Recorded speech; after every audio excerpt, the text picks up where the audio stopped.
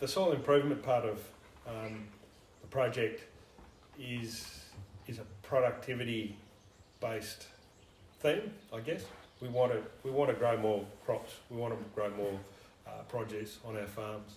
And we can't do that. One of the limiting factors is our soils and the state they're in. If you get the champions of farming out there proofing a concept, and they'll tell you very quickly, yes, it's a winner, no, it's not. And that's one of the great benefits of the way this project's been structured.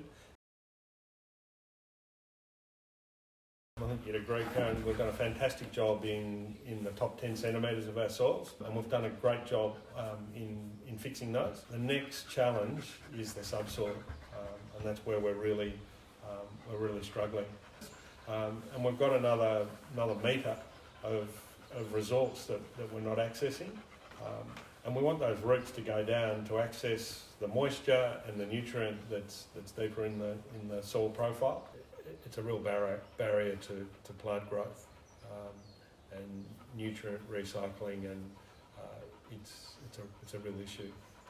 Subsoil amelioration is putting organic matter at depth into the top of the problem layer of the soil.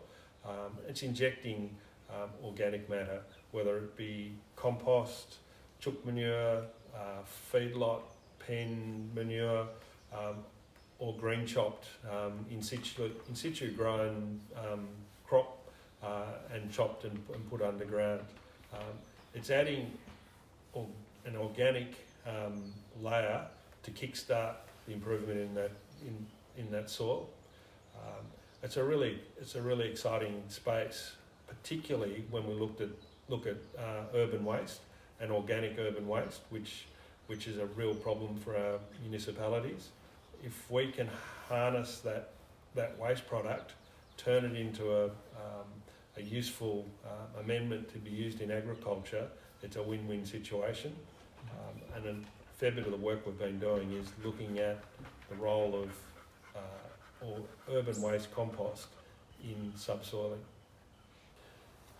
The number of subsoiling machines that are out there basically take this raw material, large volumes of raw material, and deposit it underground into the interface between the subsoil and the topsoil.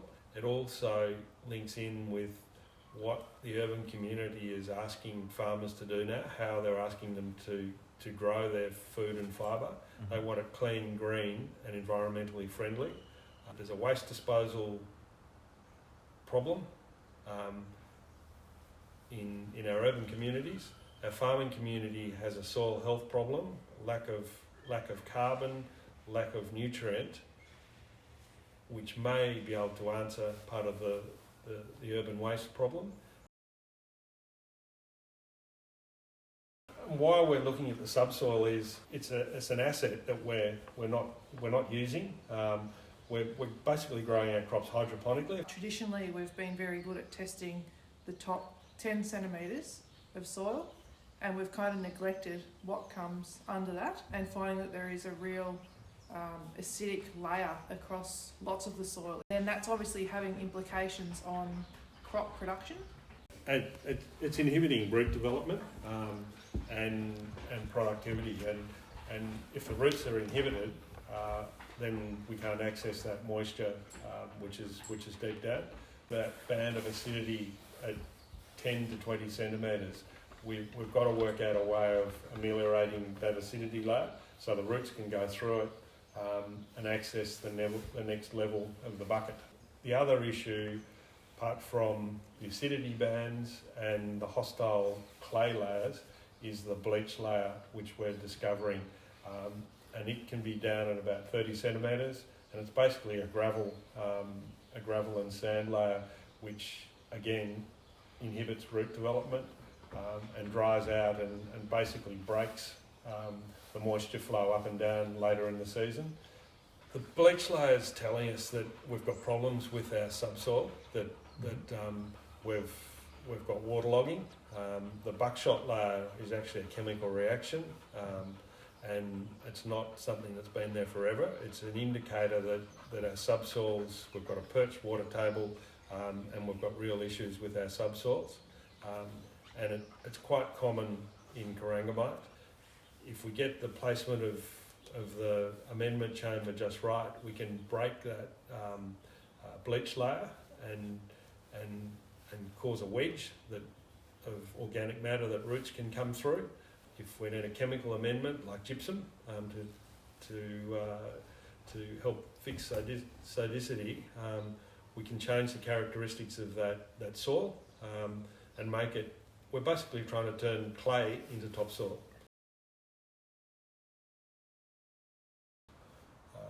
The biodiversity one, people may think subsoiling and biodiversity. How does that work? When we've dug up some of these amendment chambers, the biodiversity in the soil that we see is quite extraordinary. The number of worms and the change in soil colour is quite extraordinary, even after 18 months. And earthworms aren't everyone's idea of cuddly things, but we're visually to see 20 earthworms above an amendment chamber or in an amendment chamber is quite exciting. We're ticking that biodiversity box. When we've got a whole mixture of different species that like different conditions, there's a link between diversity and resilience. So if we get changes in climate, we get increases in temperature, decrease in temperature, lots of moisture, dry as a bone. If we've got a whole heap of diverse species there, they can then adapt to conditions. Whereas if we've only got a limited amount there that really need specialised conditions, then we can see negative impacts, because if they're impacted and they all die or there's less of them, then we might not have functioning happening in the soil. Some of the work we've done, we've measured the soil biology, the fungi and things that live in the soils, and it changes depending on the season. But as you say, resilience is about having options, and that's what diversity is. It gives you options. Look, if we look at climate change, if we can increase the rooting depth of plants, then we'll be storing more carbon, and that's one of the things that we know is a way of increasing carbon, is to get more roots into the soil. So if we can get our rooting depth down to 1 metre, we'll be improving our ability to capture carbon and store it. If we've got more carbon in our soils, we'll have better moisture holding capacity, so our productivity will be better. Yeah, some of the problems.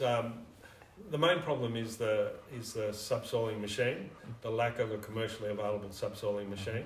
It's a difficult task to put an organic amendment 400 mils into the ground in volcanic plains country. Mm-hmm. We're making progress in that field. There are some machines out there now that are being commercially used. Mm-hmm. The other issue we have is just putting organic amendment into the subsoil isn't enough. We also need to address issues like sodicity. So we may need to put some gypsum into the mix to address that problem. And we've seen some real gains in consistent increases in productivity when we address all the problems that are in the subsoil, not just one. One of the issues we've had with subsoiling is inconsistent yield responses, and one of the reasons for that is putting organic matter, solely organic matter, underground is not the sole answer. We have to address some of the other limiting factors as well, like sodicity. So it's not good enough to just go in with a subsoiler into a paddock blindly and put 16 tonnes of chook manure underground. Yes, it may work in some years, but in other years, another factor may limit that response. The deeper we go, the more expensive, more horsepower, more robust the tine setup has to be. If we only had to go to 200 mils, it'd be much easier. But the soil characteristics in the paddock determine how deep we have to go. So that's one of the issues. A metre apart is the traditional width that we're looking at between soil amendment chambers. It's going to take a long time for natural causes to breach over. So we might have to give it a kickstart. We might have to come back after 3 years and move our amendment chamber over 400 mils, 450 mils, or 500 mils, and put another amendment chamber down. Yeah, the cost of subsoiling is one of the other handicaps.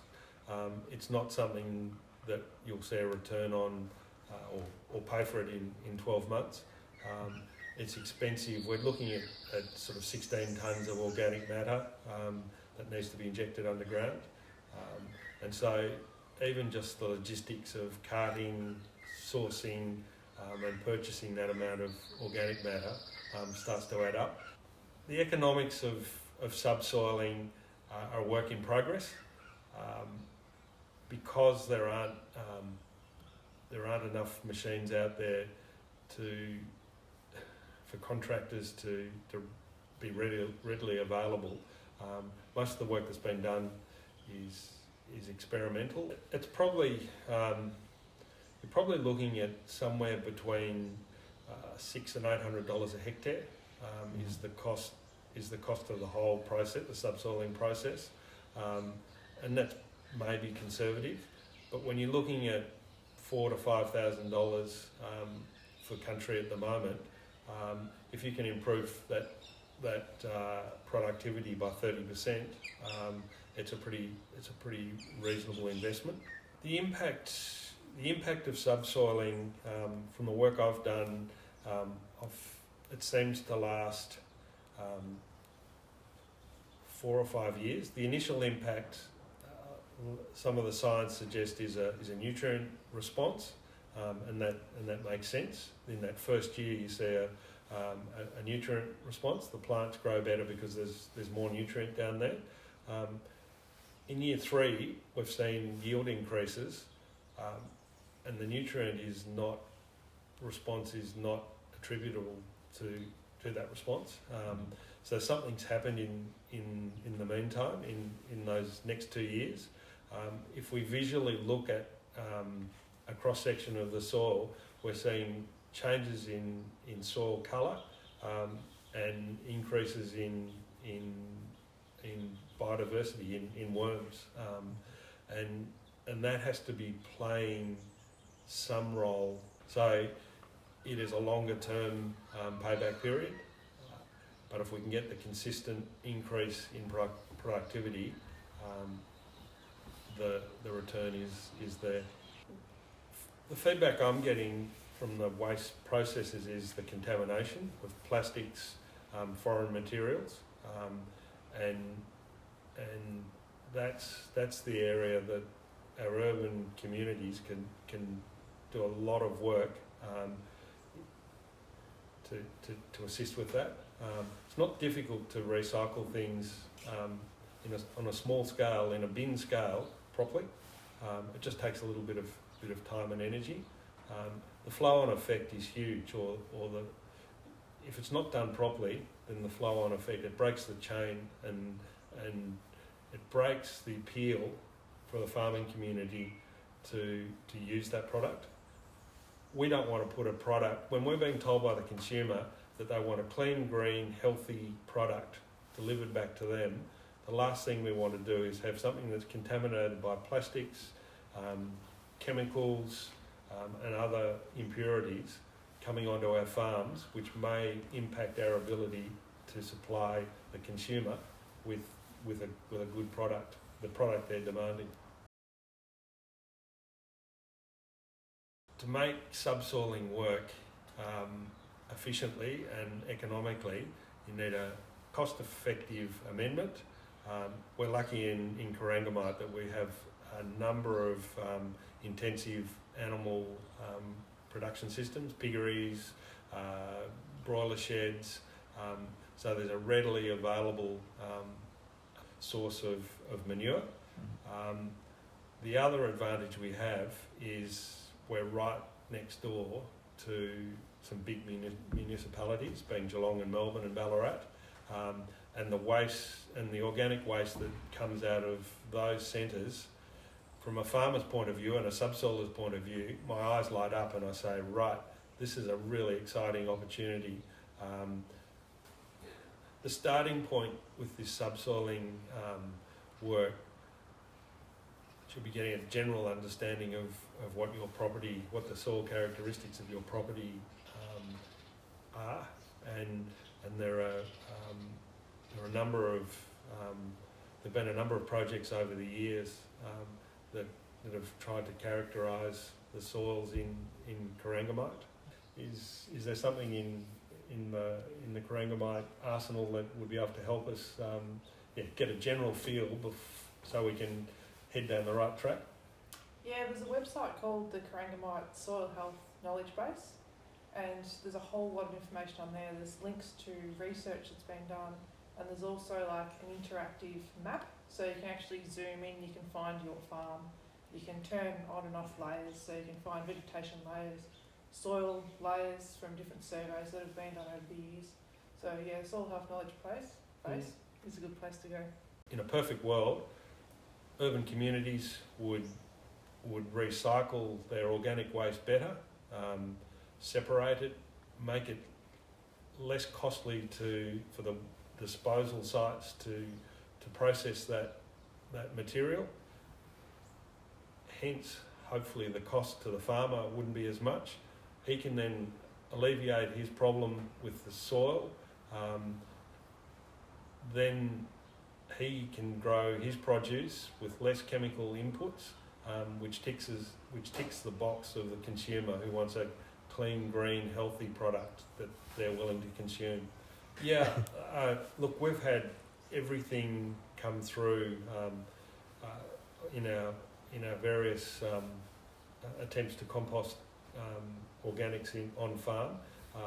We've had bricks, we've had syringes, we've had lumps of wood, we've even had a toilet seat turned up. There has to be a realignment of the cost structure of urban waste disposal.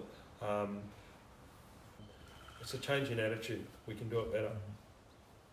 And we as farmers, when we go to the supermarket and we use plastic and we recycle, we can do exactly the same thing. And if we can link it with solving a problem in our urban communities, well, that's even better. And that's the whole system that we're looking at. And what better way to proof it than work with farmer champions. The exciting part of the subsoiling story is what we've done in this project in the last 6 months. A farmer at Nawari has done an extensive trial for us. There's a winter crop gone in it this year, and we'll monitor this crop and subsequent crops to get an independent handle on where we are with this subsoiling. And it'll be monitored over the next 3 years to see what the result is agronomically on a broader scale. Murnong, just down the road, has also done some more work along the same lines on a different soil type. So we'll have 2 standalone trials. If you get the champions of farming out there proofing a concept, and they'll tell you very quickly, yes, it's a winner, no, it's not. And that's one of the great benefits of the way this project's been structured.